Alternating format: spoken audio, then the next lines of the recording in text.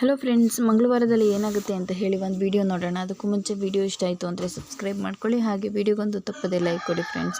ಮೊದಲಿಗೆ ಬಂದಿವಳು ನಿಂತ್ಕೊಂಡಿದ್ರು ಕೂಡ ಯಾರು ಏನು ಮಾತಾಡಿಸ್ತಾ ತುಂಬಾ ಬೇಜಾರು ಮಾಡ್ಕೊಂಡಿರ್ತಾಳೆ. ನಿಮ್ಮ ನಾಟಕ ಎಲ್ಲ ಸಾಕಾಗಿದೆ, ಇನ್ನೂ ಈ ನಾಟಕ ಎಲ್ಲ ನಡೆಯೋದು ಬೇಕಾಗಿಲ್ಲ ಅಂತ ಹೇಳಿದಾಗ ಪೊಲೀಸ್ನವ್ರಿಗೆ ಫೋನ್ ಮಾಡ್ತೀನಿ, ಅಲ್ಲಿ ಚೌಲ್ಟ್ರಿನಲ್ಲಿ ನಮಗೆಲ್ಲ ಯಾಮರ್ಸಿರೋ ಸಾಲದು ಅಂತ ಇಲ್ಲೂ ಯಾಮರ್ಸೋಕ್ಕೆ ಬಂದಿದ್ದಾರಲ್ವಾ, ಅದಕ್ಕೆ ಈಗ ನಿಮ್ಗೆ ಗೊತ್ತಾಗುತ್ತೆ.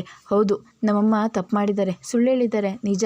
ಹಾಗಂತ ಯಾರು ಕೂಡ ಮಕ್ಕಳು ಮುಂದೆ ಸುಳ್ಳು ಹೇಳಿ ಅವ್ರ ಜೀವನ ಹಾಳಾಗಲಿ ಅಂತ ಮಾಡೋದಿಲ್ಲ. ಅವ್ರು ಒಂದು ಸುಳ್ಳು ಹೇಳಿದರೆ ಮಕ್ಕಳು ಭವಿಷ್ಯ ತುಂಬ ಚೆನ್ನಾಗಿರುತ್ತೆ ಅನ್ನೋ ನಂಬಿಕೆ ಮೇಲೆ ಹೇಳಿರ್ತಾರೆ. ನಾವು ಚಿಕ್ಕವರಿದ್ದಾಗ ಅಮ್ಮ ಒಂದು ಕತೆ ಹೇಳ್ತಾಯಿದ್ರು.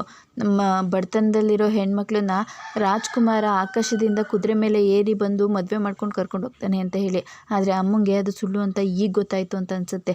ಅದಕ್ಕೆ ಪಾಪ ಇಷ್ಟು ಕಷ್ಟಪಡ್ತಾ ಇದ್ದಾಳೆ ಅಂತ ಹೇಳಿ ಹೇಳ್ತಾ ಇರ್ತಾರೆ. ಹೌದೌದು, ಆದರೆ ಕತೆ ಇವಾಗ ಉಲ್ಟಾಗಿದೆ. ಆಗಿನ ಕಾಲದಲ್ಲಿ ರಾಜ್ಕುಮಾರ ಕುದುರೆ ಮೇಲೆ ಬಂದು ಮದುವೆ ಮಾಡ್ಕೊಂಡು ಕರ್ಕೊಂಡು ಹೋಗ್ತಾ ಇದ್ದ. ಆದರೆ ಈಗಿನ ಕಾಲದಲ್ಲಿ ಪೊಲೀಸ್ನವರು ಜೀಪಲ್ಲಿ ಬಂದು ಕರ್ಕೊಂಡು ಹೋಗ್ತಾರೆ. ಇನ್ನು ಮುಂದೆ ನಿಮ್ಮಮ್ಮ ತಪ್ಪು ಮಾಡಿರೋದು, ಸುಳ್ಳು ಹೇಳಿರೋದು ನಿಜ ಅಂತ ಆದಮೇಲೆ ಅವರು ಜೈಲಲ್ಲೇ ಇರಬೇಕು, ಅದೇ ಸರಿಯಾದ ಶಿಕ್ಷೆ ಅಂತ ಹೇಳ್ದಾಗ, ಹೌದು ಹೌದು ಫೋನ್ ಮಾಡ್ತೀರಲ್ವಾ, ಫೋನ್ ಮಾಡಿ ಪೊಲೀಸ್ನ ಕರೆಸಿ ಅಂತ ಹೇಳ್ತಾರೆ. ಆಗ ಸರಿ ಆಯಿತು ಅಂತ ಫೋನ್ ಮಾಡ್ತಾ ಇರ್ತಾನೆ ವಿವೇಕ್. ಬೇಡ ಕಣೋ, ಅವರು ತಪ್ಪು ಮಾಡಿದ್ದಾರೆ ನಿಜ, ಹಾಗಂತ ನೀನು ದೊಡ್ಡ ತಪ್ಪು ಮಾಡೋದಕ್ಕೆ ಹೋಗಬೇಡ ಅಂತ ಹೇಳಿ ಹೇಳ್ತಾರೆ. ವಿವೇಕ್, ಎಲ್ಲ ಮುಗ್ದೋಗಿದೆ ಕಣೋ, ಮತ್ತೆ ಈ ವಿಚಾರನ ನೀನು ದೊಡ್ಡದು ಮಾಡಬೇಡ ಅಂತ ಹೇಳಿ ಹೇಳ್ತಾ ಇರ್ತಾರೆ.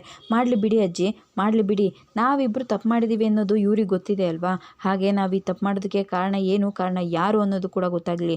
ತಪ್ಪು ಮಾಡಿರೋರೆಲ್ರಿಗೂ ಶಿಕ್ಷೆ ಆಗಲೇಬೇಕು, ಅದು ಈ ಮನೆಯವರಾದರೂ ಕೂಡ ಸರಿಯೇ ಅಲ್ವಾ ಅಂತ ಹೇಳಿದಾಗ, ಏನು ಈ ಮನೆಯವರು ತಪ್ಪು ಮಾಡ್ತಾರಾ, ನೀವೀಗ ಮಾಡಿರೋ ತಪ್ಪನ್ನ ಮುಚ್ಚಾಕೊಳ್ಳೋದಕ್ಕೆ ಈ ಮನೆಯವ್ರ ಮೇಲೆ ಏನು ಸುಳ್ಳು ಹೇಳಿದ್ರು ಅದನ್ನೆಲ್ಲ ನಂಬ್ತೀನಿ ಅಂತ ಅನ್ಕೋಬೇಡ. ನೀವು ನಂಬ್ತಿರೋ ಬಿಡ್ತಿರೋ ಅಂತ ಹೇಳಿ ನಾನು ಸತ್ಯ ಹೇಳ್ತಾ ಇಲ್ಲ, ಆದರೆ ಅಲ್ಲಿ ನಡೆದಿರೋ ಸತ್ಯ ಏನು ಅನ್ನೋದ್ರ ಬಗ್ಗೆ ನಿಮ್ಗೆ ಹೇಳ್ತಾ ಇದ್ದೀನಿ.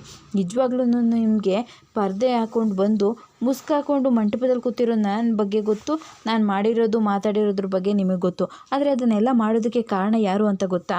ಹೌದು, ಇನ್ಯಾರು, ನಿಮ್ಮಮ್ಮ. ನಮ್ಮ ಅಮ್ಮನ ಬಲಿಪಶು ಮಾಡಿ ಅವರು ತುಂಬಾ ಅಸಹಾಯಕತನ ಇದ್ದಿದ್ದನ್ನು ಬಳಸ್ಕೊಂಡು ಅವ್ರಿಗೆ ಬೇಕಾಗಿರೋದನ್ನು ನಡೆಸಿರೋದು ಈ ಮನೆಯವರೇ. ಏನು, ಈ ಮನೆಯವರ ಹೊಸ ನಾಟಕ ಹೇಳ್ತಾ ಇದೆಯಾ ಅಂತ ಹೇಳಿದಾಗ, ನಾನು ಯಾಕೆ ಸುಳ್ಳು ಹೇಳಬೇಕು ಅಂತ ಹೇಳ್ತಾರೆ. ಆಗ ವಿವೇಕ್, ಒಂದು ನಿಮಿಷ, ತಪ್ಪು ಮಾಡಿರೋರು ಯಾರಾದರೂ ಕೂಡ ಅಷ್ಟೇ, ಅವರಿಗೆ ಶಿಕ್ಷೆ ಹಾಗೆ ಆಗುತ್ತೆ.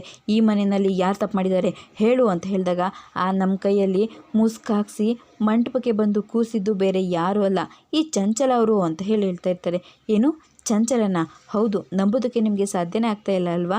ಮಂಟಪದಲ್ಲಿ ಹುಡುಗಿ ಬರಲಿಲ್ಲ, ತಡ ಆಯಿತು ಅಂತ ಹೇಳಿದಾಗ ಅಮ್ಮ ಕರ್ಕೊಂಡು ಬರೋದಕ್ಕೆ ಹೋದವರು ಎಷ್ಟೊತ್ತಾದರೂ ಬರಲೇ ಇಲ್ಲ. ಆಗ ಅವ್ರನ್ನ ಕರ್ಕೊಂಡು ಬರೋಕ್ಕೆ ಹೋಗಿದ್ದು ಈ ಚಂಚಲ ಅವರು. ಅವ್ರು ಬಂದಿದ್ದು ಎಷ್ಟೊತ್ತು, ಇನ್ನೂ ತಡ ಆದಮೇಲೆ. ನಾನು ಮುಸ್ಕನ್ನು ಹಾಕ್ಕೊಂಡು ಬಂದಾಗ ನನ್ನ ಪಕ್ಕ ಇದ್ದಿದ್ದು ಯಾರು, ಮಂಟಪದಲ್ಲಿ ನನ್ನ ಜೊತೆ ಇದ್ದಿದ್ದು ಯಾರು ಯಾರು ಅಂತ ನಿಮ್ಗೆ ಇವಾಗ ಗೊತ್ತಾಯಿತು ತಾನೇ. ಇಷ್ಟಕ್ಕೆಲ್ಲ ಕಾರಣ ಆಗಿರೋದು ಇವರು. ಇಲ್ಲ, ನೀನು ಸುಳ್ಳು ಹೇಳ್ತಾ ಇದೆಯಾ ಅಂತ ಹೇಳಿ ವಿವೇಕ್ ಹೇಳ್ತಾನೆ. ನನಗೆ ಸುಳ್ಳು ಹೇಳೋ ಅವಶ್ಯಕತೆಯೇ ಇಲ್ಲ, ಮಂಟಪದಲ್ಲಿ ಅಕ್ಕ ಕಾಣಿಸ್ತಾ ಇಲ್ಲ ಅಂತ ಗೊತ್ತಾದಾಗ ಅಮ್ಮ ಅವಮಾನ ಆಗುತ್ತೆ, ಇಷ್ಟೆಲ್ಲ ಸುಳ್ಳು ಹೇಳಿ ನಮಗೆ ಮೋಸ ಮಾಡ್ದಂಗೆ ಆಗುತ್ತೆ ಅಂತ ಹೇಳಿ ಅವರೇ ಅಪಾಯ ಮಾಡ್ಕೊಳ್ಳೋದಕ್ಕೆ ಹೋಗಿದ್ರು. ಅದೇ ಸಮಯಕ್ಕೆ ನಾನು ಸರಿಯಾಗಿ ಬಂದಿರೋದ್ರಿಂದ ಅವ್ರನ್ನ ಉಳಿಸ್ಕೊಂಡು ಏನು ಮಾಡಬೇಕು ಅಂತ ಗೊತ್ತಾಗ್ದೇ ನಾನು, ಅಮ್ಮ, ಚಿನ್ನು ಎಲ್ಲ ಅಳ್ತಾ ಇರೋ ಸ್ಥಿತಿನಲ್ಲಿ ಅವಾಗ ಅಲ್ಲಿಗೆ ಬಂದಿದ್ದು ಈ ಚಂಚಲ ಅವರು. ನಮ್ಮ ಪರಿಸ್ಥಿತಿನ ಅವ್ರ ಉಪಯೋಗಕ್ಕೆ ಬಳಸ್ಕೊಂಡು ನಮ್ಮಮ್ಮನ ಹೆದರಿಸಿ ಬೆದರಿಸಿ ಈ ಮಂಟಪಕ್ಕೆ ಮುಸ್ಕಾಕೊಂಡು ಹೋಗಿ ಕುತ್ಕೊಳ್ಳೋ ಯೋಜನೆನ ತಲೆಗೆ ತುಂಬಿದ್ದೆ ಇವರು. ಚಂಚಲ, ಏನು ಹೇಳ್ತಾ ಇದ್ದಾರೆ ಇವರೆಲ್ಲ ಅಂತ ಹೇಳಿದಾಗ, ನನ್ನ ಸತ್ಯ ಇನ್ನೂ ಮುಗ್ದಿಲ್ಲ, ನಮ್ಮಮ್ಮ ಒಪ್ತಾ ಇದ್ದಾಗ ನೀವು ಇದನ್ನೆಲ್ಲ ಮಾಡಲೇಬೇಕು, ಇಲ್ಲ ಅಂತ ಅಂದರೆ ನಮ್ಮ ಮನೆ ಮರ್ಯಾದೆ ಹಾಳಾಗೋದ್ರ ಜೊತೆಗೆ ನಿಮ್ಮನೆ ಮಾನ ಮರ್ಯಾದಿನ ಬೀದಿಗೆ ತರ್ತೀನಿ, ನಿಮ್ಮನ್ನು ಯಾರನ್ನೂ ಸುಮ್ಮನೆ ಬಿಡಲ್ಲ ಅಂತ ಹೇಳಿ ಹೆದರಿಸಿ ಇದನ್ನೆಲ್ಲ ಮಾಡಿಸಿದ್ದು. ಆಗಲೂ ನಾನು ಒಪ್ಪಿರಲಿಲ್ಲ, ಆದರೆ ನಮ್ಮಮ್ಮನ ಕಾರಣಕ್ಕೋಸ್ಕರ ನಾನು ಈ ರೀತಿ ಒಪ್ಕೊಳ್ಳೋ ಥರ ಆಯಿತು ಅಷ್ಟೇ. ನಮ್ಮಮ್ಮನ ಹೆದರಿಸಿ ಬೆದರಿಸಿ ಮುಸ್ಕನ್ನು ಹಾಕಿ ಕರ್ಸ್ಕೊಂಡು ಬಂದಿದ್ದು. ಚಂಚಲ, ಏನು ಇವಳು ಹೇಳ್ತಾ ಇರೋದೆಲ್ಲ, ನೀನು ಯಾಕೆ ಈ ಥರ ಮಾಡಿದೆ ಚಂಚಲ, ಸರಿಯಾಗಿ ಮಾತಾಡು ಚಂಚಲ, ಏನು ಈ ರೀತಿ ಮೌನವಾಗಿದೆಯಾ, ನೀನು ಮೌನವಾಗಿದೆಯಾ ಅಂತಂದರೆ ಅದು ಸತ್ಯನಾ ಅಂತ ಹೇಳಿ ಮನೆಯವರೆಲ್ಲರೂ ಕೂಡ ಪ್ರಶ್ನೆ ಮಾಡ್ತಾ ಇರ್ತಾರೆ. ಆಗ ವಾವ್, ಸೂಪರಾಗಿದೆ, ಬೇರೆ ಯಾರು ಮುಂದೆ ಮನೆಯವ್ರನ್ನ ತಪ್ಪಿತಸ್ಥೆ ಮಾಡಿ ಪ್ರಶ್ನೆ ಮೇಲೆ ಪ್ರಶ್ನೆ ಅದು ಒಬ್ಬರಾದ್ಮೇಲೆ ಒಬ್ಬರು ಕೇಳ್ತಾ ಇದ್ದೀರಾ, ತುಂಬ ಚೆನ್ನಾಗಿದೆ. ನೀನು ಮಾಡಿರೋ ತಪ್ಪನ್ನು ಸಮರ್ಥನೆ ಮಾಡ್ಕೊಳ್ಳೋದಕ್ಕೆ ಬರಬೇಡ, ನಾನು ಕೇಳ್ತಾ ಇರೋದು ಸತ್ಯನಾ ಅಂತ ಹೇಳಿದಾಗ, ಹೌದು, ನಾನು ಆ ಮಂಟಪದಲ್ಲಿ ನಮ್ಮ ಮನೆಗೆ ಮರ್ಯಾದೆ ಹೋಗಬಾರ್ದು ಅಂತ ಹೇಳಿ ಈ ಥರ ಮಂಟಪದಲ್ಲಿ ಮರ್ಯಾದೆ ಹೋಗಬಾರ್ದು ಅಂತನ, ಆದರೆ ನಮ್ಮ ಮನೆ ಮರ್ಯಾದೆನ ತೆಗಿಯೋ ಕೆಲಸ ನೀನು ಮಾಡಿರೋದು, ಮರ್ಯಾದೆನ ಉಳಿಸೋ ಕೆಲಸ ಅಲ್ಲ ಚಂಚಲ ಅಂತ ಹೇಳಿದಾಗ, ಅದಕ್ಕೆ ಸ್ವಲ್ಪ ಸಮಾಧಾನ ಮಾಡ್ಕೊಂಡು ಕೇಳ್ತೀರಾ. ಮಂಟಪದಲ್ಲಿ ಆ ಹುಡುಗಿ ಇಲ್ಲ ಅಂತ ಗೊತ್ತಾದಾಗ ಎಲ್ರಿಗೂ ವಿಚಾರ ಗೊತ್ತಾಗಿ ನೆಂಟ್ರಿಷ್ಟೆಲ್ಲ ಬಂದಿರೋರ ಮುಂದೆ ನಮ್ಮ ಮರ್ಯಾದೆ ಹೋಗಬಾರ್ದು ಅಂತ ಹೇಳಿ ಗೌರಿನ ಮಂಟಪದಲ್ಲಿ ಕೂರೋ ಹಾಗೆ ಮಾಡಿ ಇವಳು ತಂಗಿನ ಅವ್ರ ಅಕ್ಕನ ಹುಡ್ಕೊಂಡು ಬಾ ಅಂತ ಹೇಳಿ ಕಳಿಸಿದ್ದೆ. ಆದರೆ ಇವ್ರು ಮಾಡಿರೋ ಮೋಸ ನನಗೆ ಮೋಸ ಮಾಡ್ದಂಗೆ ಆಯಿತು. ಅವರು ಅವಳನ್ನ ಕರ್ಕೊಂಡು ಬರಲಿಲ್ಲ. ಆಗ ಇವಳೇ ಮಂಟಪದಲ್ಲಿ ಕೂತ್ಕೊಳ್ಳೋ ಥರ ಆಗಿದ್ದಕ್ಕೆ ಕಾರಣ ನಾನು ಅಂತ ನಿಮಗೆಲ್ಲ ಅನ್ನಿಸ್ತಾ ಇರೋದು. ಅವಳು ಮದುವೆ ಮಾಡ್ಕೋಬೇಕಿದ್ರೆ ಅವಳ ಮುಸ್ಕನ್ನ ಅವಳೇ ತೆಗೆದ್ಲು ಚಂಚಲ, ಆದರೆ ಇವಾಗ ನಿನ್ನ ಮೇಲೆ ಹಾಕೊಂಡಿರೋ ಮುಸ್ಕನ್ನ ಗೌರಿನೇ ತೆಗಿತಾ ಇದ್ದಾಳೆ ಅಂತ ಹೇಳಿ ಆಶಾ ಹೇಳ್ತಾಳೆ. ಹೌದು, ನನ್ನ ಮಗನ ಜೀವನನ ಹಾಳು ಮಾಡೋದಕ್ಕೆ ಇಷ್ಟು ದಿನದಿಂದ ಕಾಯ್ಕೊಂಡು ಕೂತಿದ್ಯಾ, ನಮ್ಮ ಮನೆ ಮಾನ ಮರ್ಯಾದೆ ತೆಗೆಯೋದಕ್ಕೆ ಇಷ್ಟು ದಿನದಿಂದ ಕಾಯ್ಕೊಂಡು ಕೂತಿದ್ಯಾ. ಹೌದು, ಅದಕ್ಕೆ ಮನೆಯವ್ರ ಮರ್ಯಾದೆ ಎಲ್ಲ ಉಳ್ಕೊಳ್ಳಿ ಅಂತ ಹೇಳಿ ನಾನು ಮಾಡಿದರೆ ಇದು ನಿಮಗೆ ಮರ್ಯಾದೆ ತೆಗ್ದಿರೋ ಥರನೇ ಅನಿಸುತ್ತೆ.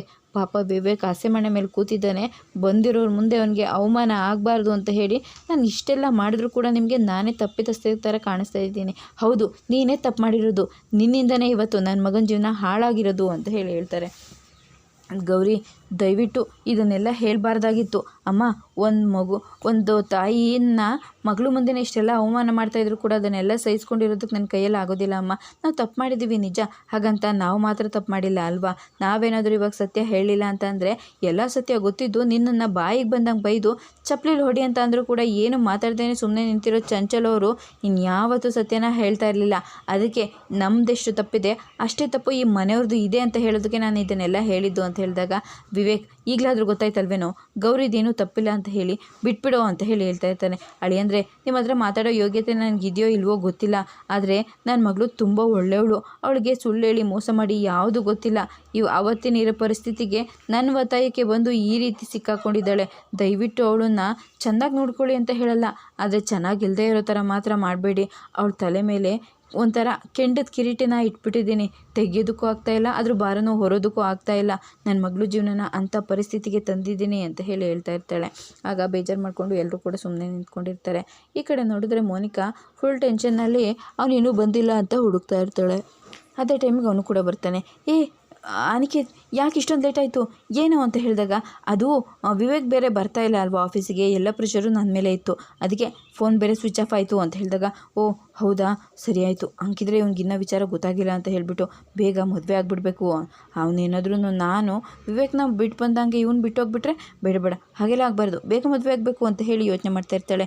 ನನಗೆ ಯಾಮರ್ಸಿದೆಯಾ ಅಲ್ವೇನೆ, ನನಗಿರೋ ಮುಖ್ಯ ಕೆಲಸ ಅಂದರೆ ನಿನ್ನನ್ನು ನನ್ನ ಲೈಫಿಂದ ದೂರ ಹೋಗೋ ಥರ ಮಾಡಿರೋದು. ನಾನೇ ಬರ್ಬಾದು ಅಂದರೆ ನೀನು ನನಗಿನ್ನ ಬರ್ಬಾದು, ನಿನ್ನನ್ನು ಕಟ್ಕೊಂಡು ನಾನು ಎಲ್ಲಿ ಸಾಯ್ಲಿ ಅಂತ ಹೇಳಿ ಬೈಕೋತಾ ಇರ್ತಾನೆ. ಅನಿಕೇತ್, ನಾವು ಬೇಗ ಮದುವೆ ಆಗ್ಬಿಡೋಣ, ನಿಮ್ಮ ಮನೆಯವರೆಲ್ಲರನ್ನು ಒಪ್ಸೋಣ, ಯಾಕಂದರೆ ಮನೆಯಲ್ಲಿ ಎಲ್ಲರೂ ಕೂಡ ನಿನ್ನ ಮಾತನ್ನೇ ಅಲ್ವಾ ಕೇಳೋದು, ನೀನು ಅಲ್ವಾ ಯಾವಾಗಲೂ ಕಂಪ್ನಿನಲ್ಲಿ ಜಾಸ್ತಿ ಕೆಲಸ ಮಾಡೋದು ಅಂತ ಹೇಳ್ತಾ ಇರ್ತಾಳೆ. ಆಗ ಏನೋ ಯಾವಾಗಲೂ ಮದುವೆ ಅಂತ ಸಾಯ್ತಿರ್ತೀಯಲ್ಲ ಯಾಕೆ ಅಂತ ಹೇಳಿ ಜೋರಾಗಿ ಕಿರ್ಚ್ಕೊತಾನೆ. ಅನಿಕೇತ್ ಅಂತ ಹೇಳಿದಾಗ, ಅಯ್ಯೋ ಸಾರಿ ಮೋನಿಕಾ, ಅದು ಹಾಗಲ್ಲ, ನನಗೆ ಪ್ರೆಷರ್ ಸ್ವಲ್ಪ ಜಾಸ್ತಿ ಇತ್ತಲ್ವಾ, ಹಾಗಾಗಿ ಆಫೀಸ್ ಟೆನ್ಷನಲ್ಲಿ ಹಾಗೆ ರೇಗಾಡ್ಬಿಟ್ಟೆ, ಸಾರಿ ಅಂತ ಹೇಳಿದಾಗ, ಸಾರಿ ಅನಿಕೇತ್, ನಾನು ಆಫೀಸ್ ಟೆನ್ಷನಲ್ಲಿ ಈ ವಿಚಾರ ಹೇಳಿದ್ದಕ್ಕೆ ಅಂತ ಹೇಳಿ ಇವಳು ಕೂಡ ಸಾರಿ ಕೇಳ್ತಾ ಇರ್ತಾಳೆ. ಮೊದಲು ಇವಳಿಂದ ಬಚಾವಾಗಬೇಕು ಅಂತ ಹೇಳಿ ಅನ್ಕೋತಾ ಇರ್ತಾನೆ. ಅಮ್ಮ ನೋಡು, ಈ ಮುಂದೆ ನೀನು ಯಾವುದಕ್ಕೂ ಕೂಡ ಭಯ ಪಟ್ಕೋಬೇಡ ಅಮ್ಮ, ಇರೋದು ಸತ್ಯ ಎಲ್ಲ ಹೇಳಿದ್ದೀವಲ್ವಾ ಅಂತ ಹೇಳಿದಾಗ, ಮಗಳೇ ನಿನ್ನ ಜೀವನನ ನಾನು ಕೈಯಾರೆ ಹಾಳು ಮಾಡಿಬಿಟ್ಟೆ ಅಂತ ಅನ್ನಿಸ್ತಾ ಇದೆ, ಮನೆಗೆ ಹೋಗಿ ಅಪ್ಪಂಗೆ ಏನಂತ ಹೇಳಿ, ನಿಮ್ಮಮ್ಮ ಯಾವಾಗಲೂ ಸುಳ್ಳು ಹೇಳ್ತಾಳಲ್ವಾ, ಈ ವಿಚಾರದಲ್ಲೂ ಸುಳ್ಳು ಹೇಳ್ತಾಳೆ ಬಿಡು ಅಂತ ಹೇಳಿ ಅಳ್ತಾ ಇರ್ತಾಳೆ. ಸರಿ ಅಮ್ಮ, ನಾನಿನ್ನು ಹೊರಡ್ತೀನಿ, ಅಮ್ಮ ಹೊರಡು, ಆದರೆ ಮತ್ತೆ ಇನ್ಯಾವತ್ತೂ ಈ ಕಡೆ ಬರಬೇಡಮ್ಮ ಅಂತ ಹೇಳಿ ಹೇಳ್ತಾ ಇರ್ತಾಳೆ. ಬ್ಯಾಗು ತೊಗೊಂಡು ಹೋಗ್ತಾ ಇರ್ತಾಳೆ. ಅಮ್ಮ ಯಾಕಮ್ಮ ನನಗೆ ಅಂತ ತಂದಿರೋ ಬಟ್ಟೆನ ಕೊಡದೆ ಹೋಗ್ತಾ ಇದೆಯಾ, ತವ್ರ ಮನೆ ಉಡುಗೊರೆ ಅಂತ ಇರೋದು ನನಗಿದೆ ಅಲ್ವಾ, ಕೊಡಮ್ಮ ಅಂತ ಹೇಳಿ ಇಸ್ಕೊಂಡು ಅವ್ರ ಅಮ್ಮನ ತಪ್ಕೊಂಡು